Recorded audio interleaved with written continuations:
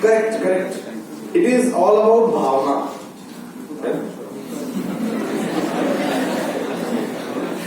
कहते हैं ना भावनाओं को समझो. Yes. But before starting this session, let me tell you something. Why it is important to learn. Okay. So basically, we will talk about the skills. Okay. So basically, there are two types of skills: hard skills and soft skills. Okay. What is hard skill? A particular course which you can learn through a systematic course. For example, learning a computer operation, learning car driving, learning how to operate a particular machine. These all learnings are hard skills. Okay. And what are the soft skills? Communication, patience, decision making, confidence building, and emotional stability. These are the soft skills. Okay. Now, why soft skill is important? So according to many surveys, every year government releases a survey report about skill gap. There is a particular department in government that they survey about students and they find out the skill gap. Skill gap means that students they take formal education, but there are many skills which they don't have. And because of that, many a times these people fail to make their career successful. If you take the report of UNESCO, so just in 2018, I read one report about the employability of Indian engineers abroad. So the report says that out of 100, only 15% students were capable to be selected in international companies. Means 85% were rejected. So the report said the reason is that all the 100 students were very good at academic education. They were aware about their subject knowledge. They were aware about whatever they have learned in college. But 85% people did not have employable skills to work at international level. Therefore, they were rejected. Again, if you see the HR managers report. So recruiters, HR managers, generally HRs are the recruiters in companies. So HR says when people come for interviews, so out of 100, we ask them only 7% question according to that particular field. But 93% questions we ask them related to their personality and their behavior. For example, if there is an interview for bank manager and there are 100 questions to be selected in bank. So what recruiters are saying, out of 100, we ask only 7 questions about banking. 93% questions are apart from banking. So when they were asked, why do you like this? Why do you do this type of interviewing? So they say, when people come for interview, all the candidates, they are from the same background. They all have banking knowledge. They have already studied banking. So to ask them banking question is not ideal because they are very good at banking. So competition is on the basis of apart from banking question. We want to check them, how is their communication skill. We want to check them, how is their behavior, their emotional stability, their leadership qualities, their intelligence and their capability to deal a critical situation. So out of 100, only 7% importance is given to that particular field, but 93% importance is given to your behavior. Therefore, soft skills are equally important as compared to your hard skills. Okay. But unfortunately, the amount and time we spend for learning hard skill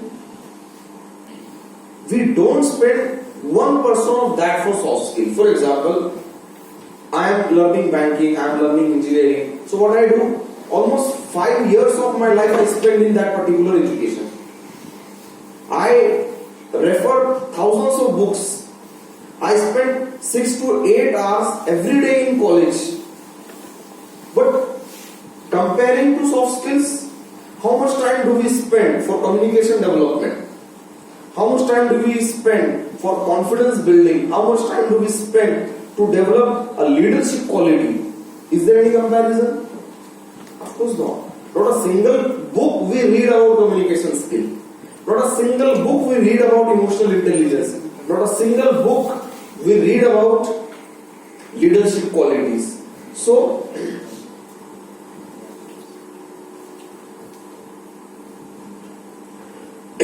see, so this is the campaign which we are running all over Maharashtra, that is called Fill Skill Gap. Wherever there is a gap of skill, we need to develop that gap.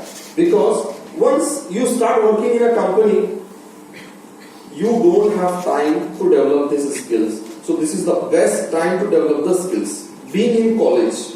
Because when you come to college, you meet many people. Every day you meet the lecturers. Every day you meet the students from your class, from other class. And you have great chance to practice your soft skills and to develop that. Does it happen sometime when you go to a group and the people, those who are discussing on a particular topic and you don't know about it, and then you keep quiet? You don't say anything. When someone calls you on stage and say something, then you start shivering and you start sweating. Does it happen? Many times it happens. So you need to find out why it happens. It happens because there is a skill gap. Okay. So we believe that only the fittest survive. Whatever field you are going, if you are the fittest person for that field, you will survive in that industry and you will achieve the great things also. Okay. So this is the expenditure we do. The one side is academic and other side is everything.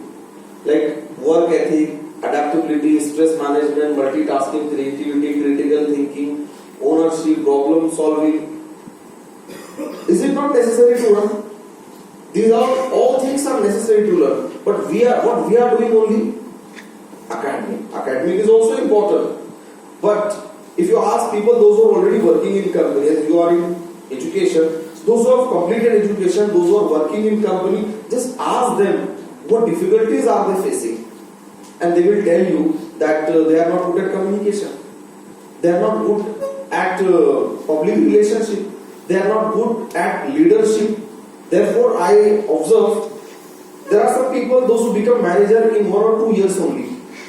But there are many people, those who have spent 10 years also in a company, but they can't become managers. Why can't they become managers? Only because of lacking leadership quality. So, this is our scenario. But what we need to do? We need to maintain everything. Along with academic education, we need to develop all these things. Okay, now going ahead, let me ask you one question, whether I should continue in English or I should use mixed language. How many of you say English, only English? Okay, 1, 2, 3, 12. Okay, how many of you say mixed language, English and Hindi? Be honest, be honest. Okay, almost 25. So, those who said English, I will ask question to only those people. Okay, and I will call them here on stage and they will answer my question, they will perform the activities which I asked them. Still you are ready for English? Okay, I will give you another chance. Those who want only English, again raise the hand.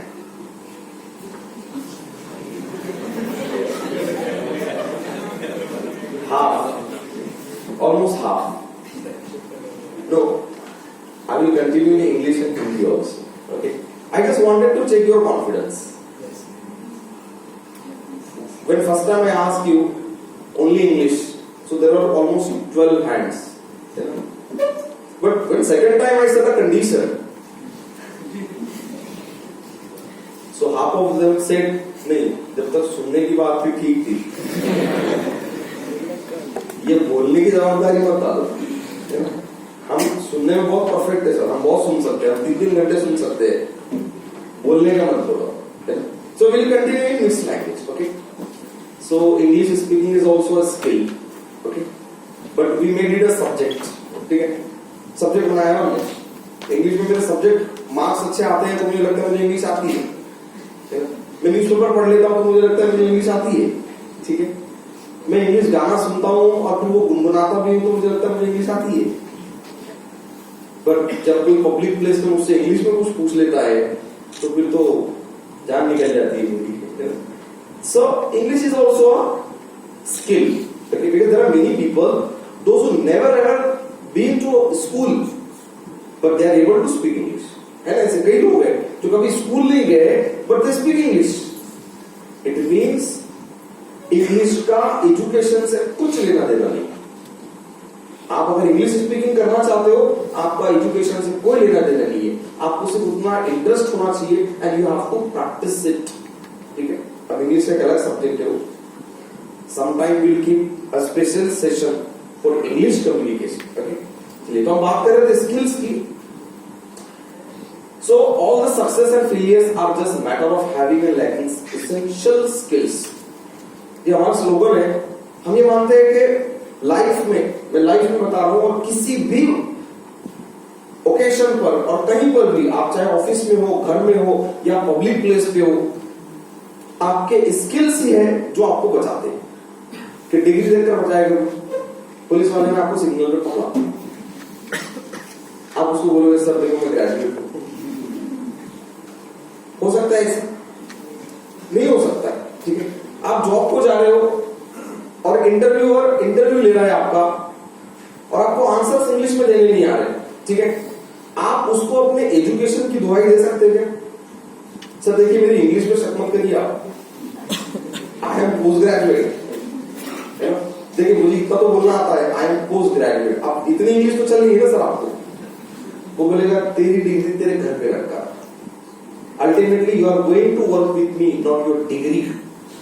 तेरे certificate, तेरे degrees, तेरा marks में हूं, मेरे किसी काम का नहीं, ठीक है? तुमको मेरे कस्टमर से डील करना है। क्या मेरा कस्टमर तुम्हारी डिग्रीज, डिप्लोमा और तुम्हारे जो सर्टिफिकेट्स है उसकी बिना पर प्रोडक्ट खरीदने वाला है क्या? नहीं। तो किस बिना पर खरीदेगा? Only on the basis of your skill, ठीक है? आज आप प्रोजोन मॉल में चले जाओ, there are many reputed stores, जैसे शॉपर स्टॉप्स है, और वहां के जो एम्प्लॉइज है उनको कुछ पर्टिकुलर इंग्लिश के सेंटेंसेस सिखाए जाते हैं and they speak very good English. अब कस्टमर को लगता है कि ये बहुत हाईली क्वालिफाइड है, नहीं, उनको कुछ पर्टिकुलर फ्रेजेस सिखाए जाते हैं और उस फ्रेजेस की बिना पर उनका प्रोडक्ट बिकता रहता है, ठीक है? तो यहां पर आपके स्किल्स हमेशा आपके साथ रहेंगे, आप कहीं पर भी चले जाओ, ठीक है? और लाइफ के हर स्टेज पे, लाइफ के हर स्टेज पे, अगर आप एजुकेशन ले रहे हो, जब आप जॉब करोगे, जॉब करने के बाद खुद का बिजनेस चालू करोगे, बिजनेस चलाने के बाद आप रिटायरमेंट भी ले लोगे, तो लाइफ के लास्ट मोमेंट तक स्किल्स आपके साथ है नहीं? कैसे है कि आप इंग्लिश बोल रहे हो, एजुकेशन हो गया तो आप इंग्लिश की कोई जरूरत नहीं, अब जॉब लगी मेरी, ठीक है? आजकल तो जॉब के ऊपर कोई भरोसा नहीं, आज लगी तो कल रहती नहीं रहती, कोई भरोसा नहीं, ठीक है? So skills remains with you all the time, okay? So the way to learn skill is that, ये हमारा लाइफ का एक्सपीरियंस होता है कि पूरी हमारी जो लाइफ होती है उसमें बहुत सारी चीजें एक्सपीरियंस करते हैं। कुछ चीजें आपको करनी आती है, कुछ चीजें आपको करनी नहीं आती। जैसे फॉर एग्जांपल यहाँ पर कंप्यूटर मुझे चलाने आता है, रीडिंग आती है, टाइपिंग आती है, तो ये क्या है? मेरा एरिया ऑफ इन्फ्लुएंस है, ये वो काम है जो मैं कर सकता हूं, लेकिन उस सर्कल के बाहर जो है वो काम मुझे करने नहीं आते, तो वो क्या हो गया? मेरा एरिया ऑफ कंसर्न, जिसकी मुझे चिंता करनी चाहिए, जिसको मुझे डेवलप करने चाहिए, ठीक है? तो इसको हमने ऐसे डिवाइड किया है, area of influence and area of concern, ठीक है? अब अगर आपको एरिया ऑफ कंसर्न कम करना है, एरिया ऑफ कंसर्न कम करना है ना, कि एरिया ऑफ इन्फ्लुएंस कम करना है किसी को, एरिया ऑफ कंसर्न, यानी जिस चीज में मुझे प्रॉब्लम है वो चीजें मुझे कम करनी है. So what you need to do, you need to increase your influence. ठीक है, और उसका ये प्रोसेस है कि जब कोई चीज आपको नहीं आती है और आपको उसकी चिंता भी नहीं है तो आप कंफर्ट जोन में हो. जैसे फॉर एग्जांपल इंग्लिश बोलनी आपको नहीं आती है, ठीक है, और आपको कभी जरूरत भी नहीं पड़ी, क्योंकि जो कोई लोग मेरे साथ में है वो कभी इंग्लिश बोलते नहीं, ठीक है, और अचानक कोई आया और आपको बोलने लगा कि कल स्टेज पर स्पीच देनी है, तो अचानक क्या हो गया, आप फियर जोन में आ गए. कहां पर आ गया, फियर जोन. ठीक है, अब आपने डिसाइड किया कि रिस्पॉन्सिबिलिटी दे दी है, अब ये तो करना ही पड़ेगा. Then you enter into learning zone. ठीक है, फिर आप लर्न करते हो, प्रैक्टिस करते हो, नोट्स जमा करते हो, इससे डिस्कस करते हो, उससे डिस्कस करते हो, लोगों से टिप्स लेते हो, तो आप कहां पर हो, लर्निंग जोन. ठीक है, and once you develop that particular skill then you enter into growth zone. ठीक है, तो ग्रोथ इतनी आसानी से नहीं होगा. ठीक है, ये पूरे प्रोसेस के थ्रू जाना पड़ेगा आपको, तब जाके ग्रोथ होगा. ठीक है, देन यहां पर कुछ कंपैरिजन देख लेते हैं कि हार्ड स्किल और सॉफ्ट स्किल क्या है.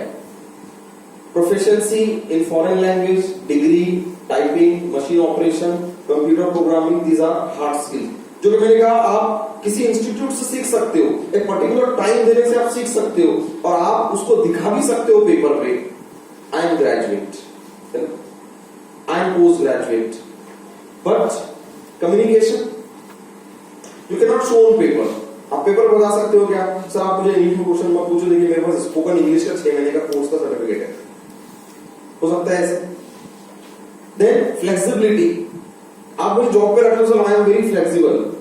प्रूफ कैसे करोगे, जब इंटरव्यूअर आपको एक क्वेश्चन पूछेगा कि पिछले जॉब में या आपके फैमिली में या कॉलेज में कोई ऐसी सिचुएशन बताओ जहां पर आप मुसीबत में फंस गए और आप उससे बाहर निकले. ये फ्लेक्सिबिलिटी जो है उसके आंसर से पता चलेगी आपके अंदर कितनी फ्लेक्सिबिलिटी. ठीक है, आप पेपर पे नहीं दिखा सकते, आप योगासन करके नहीं दिखा सकते देखो सर कितना फ्लेक्सिबल हो. Flexibility means in a particular situation I was stuck and then I change myself, that is flexibility. Okay, the same is leadership, team work, time management. अब लीडरशिप, तो लीडरशिप भी आपको incident से बताना पड़ेगा. College का programme था, मेरे पर रिस्पॉन्सिबिलिटी थी, मैंने टीम बनाई, टीम को गाइड किया, उनको इंस्ट्रक्शंस दी और प्रोग्राम को सक्सेसफुली हमने कंप्लीट किया, तो लीडरशिप है. ठीक है, then team work, time management, ये डिफरेंस है हार्ड स्किल्स और सॉफ्ट स्किल्स का. ठीक है, जैसे मैंने कहा कि हार्ड स्किल जो है ये ट्रांसफरेबल है. जैसे फॉर एग्जांपल आपके 3 इडियट्स में था रणछोड़ दास छाछड़, इंजीनियरिंग किया एक ने और नाम दूसरे का था. इसका मतलब हार्ड स्किल इज ट्रांसफरेबल, एक करे नाम दूसरे का हो सकता है. ठीक है, but soft skill can be transfer. Soft skills आप बोल सकते हो कि सर आपकी इंग्लिश अच्छी लग रही है, कल मेरा इंटरव्यू थोड़ा 2 दिन के लिए इंग्लिश हो ना, मेरा इंटरव्यू होते वापस कर दूंगा सर आपको. हो सकता है ऐसे. सर आपका कॉन्फिडेंस बहुत अच्छा लग रहा है, कल मेरी स्पीच है स्टेज पर, जरा 2 दिन के लिए आपका कॉन्फिडेंस दीजिए, मैं वापस कर दूंगा. हो सकता है ऐसे. So soft skill is not transferable. Okay, again hard skill you can show on paper, but soft skill you can not show on paper. For example, few days back one student came to me and he asked, sir मैं आपके पास course लगाने को तैयार हूं, लेकिन आप certificate दोगे क्या? मैंने कहा बिना कोर्स के सर्टिफिकेट देता हूं, जरूरत भी नहीं रहेगा तुमको, तुम सर्टिफिकेट के लिए कोर्स लगा रहे हो, मैं बिना कोर्स करे मैं सर्टिफिकेट दे देता हूं तुमको. लेकिन मैंने कहा माय डियर फ्रेंड, इसका तुझे कोई फायदा नहीं. बोलो क्यों सर, इंटरव्यू में काम आता है ना. मैंने कहा इंटरव्यूअर आपको सिर्फ 2 क्वेश्चन में पहचाने का इंग्लिश आती है या नहीं आती है, पेपर के भरोसे में नहीं रहेगा इंटरव्यूअर. इंटरव्यूअर ने आपको 2 क्वेश्चन पूछे और अगर आप वो आंसर नहीं दे पाए तो इंटरव्यूअर को आप 10 सर्टिफिकेट दिखा दो, वो समझ जाएगा इसे इंग्लिश नहीं आती. ठीक है, इसका मतलब soft skills you can not show on paper. ठीक है, चलिए ये एक्सपेंडिचर है. मैंने जैसे कहा कि हमारे स्पेशली करियर के लिए सॉफ्ट स्किल्स का इंपॉर्टेंस 85% है, ठीक है। बट अनफॉर्चुनेटली एक्सपेंडिचर की बात आती है तो 15% में एक्सपेंडिचर्स भी हमारे पास। ये तो मैं आपको यूएस की रिपोर्ट है, ये हमारे पास ऐसी कोई रिपोर्ट ही नहीं है, क्योंकि हमारे पास सॉफ्ट स्किल का कोई एक्सपेंडिचर ही नहीं है ना, ठीक है। अभी अभी आ रहा है, ठीक है। तो इंपॉर्टेंस 85% है, एक्सपेंडिचर 15%, ठीक है। वहीं पर हार्ड स्किल एक्सपेंडिचर 72% है और एक्सपेंडिचर इंपॉर्टेंस 28%। हमारे पास तो उससे भी कम। मैंने कहा इंडियन रिक्रूटर्स आपके हार्ड स्किल के बारे में सिर्फ 7% क्वेश्चन पूछते हैं, क्योंकि मैं एक कंपनी के लिए ट्रेनिंग देता हूं, बजाज फिनसर्व। तो बजाज फिनसर्व का एक बहुत बड़ा उनके सामने एक दिक्कत ऐसी है कि इंश्योरेंस बेचना बहुत चैलेंजिंग काम होता है, आप लोगों को पता है, ठीक। तो इंश्योरेंस बेचने में जब हाई प्रोफाइल क्लाइंट्स के पास जाते हो, उनसे बात करते हो, उनको कन्विंस करने की कोशिश करते हो, तो कैपेबिलिटी बहुत चाहिए, बहुत स्किल्स चाहिए। तो हो ये रहा है कि जो मुंबई पुणे के जो लड़के होते हैं या वहां के जो एग्जीक्यूटिव्स होते हैं, उनके अंदर जबरदस्त सॉफ्ट स्किल्स है, उनका कम्युनिकेशन स्ट्रांग है, उनका सेल्फ कॉन्फिडेंस जबरदस्त है, उनके अंदर पेशेंस है, उनके अंदर लीडरशिप क्वालिटीज है। बट उनके अंदर प्रॉब्लम ये है कि वो कंपनी के लॉयल नहीं है। आज ये कंपनी में तो कल वो कंपनी। तो कंपनी के सामने एक चैलेंज ये है कि मेट्रो सिटीज के एम्प्लॉइज कैपेबल है बट लॉयल नहीं है, और छोटे टाउन जैसे औरंगाबाद हो गया, परभनी हो गया, नांदेड़ हो गया, यहां के कैंडिडेट्स लॉयल है लेकिन कैपेबल नहीं है। समझ रहे आप कैसा कॉन्ट्रडिक्शन है? मेट्रो सिटीज में कैपेबल है लेकिन लॉयल नहीं है, और बी टाउन में लॉयल है लेकिन कैपेबल नहीं है। तो कंपनी ने बहुत सोच विचार करने के बाद ये डिसाइड किया कि किसी बंदे की कैपेबिलिटी बढ़ाई जा सकती है, लॉयल्टी नहीं बढ़ा जा सकती। और सही बात है ना, यानी कंपनी से मेरा अटैचमेंट नहीं बढ़ा सकते आप, हाँ मेरी क्वालिटीज बढ़ा सकते हो। तो उन्होंने ये डिसाइड किया कि अब उनको 10,000 ऐसे एम्प्लॉइज को ट्रेन करना है जो मेट्रो सिटीज से नहीं होंगे, जो बीसी टाउन से होंगे, ताकि वो कंपनी से लॉयल रहे। होता है ना हमारे पास, अगर आपको यहां से इंफोसिस में अगर जॉब लग गई तो कितनी खुशी होगी। मेट्रो सिटीज के कैंडिडेट्स का ऐसा नहीं है, आज यहां सेलेक्ट हुआ तब दूसरी कंपनी ढूंढना शुरू कर देता, इससे बड़ा पैकेज, इससे बड़ा पैकेज। तो कंपनी ने डिसाइड किया कि 3 स्टेट गोवा, महाराष्ट्र और मध्य प्रदेश से 10,000 स्टूडेंट्स को ट्रेनिंग दी जाएगी और उनको डायरेक्ट जॉब दी जाएगी, क्योंकि कंपनी को स्किल्स के साथ लॉयल्टी चाहिए, ठीक है।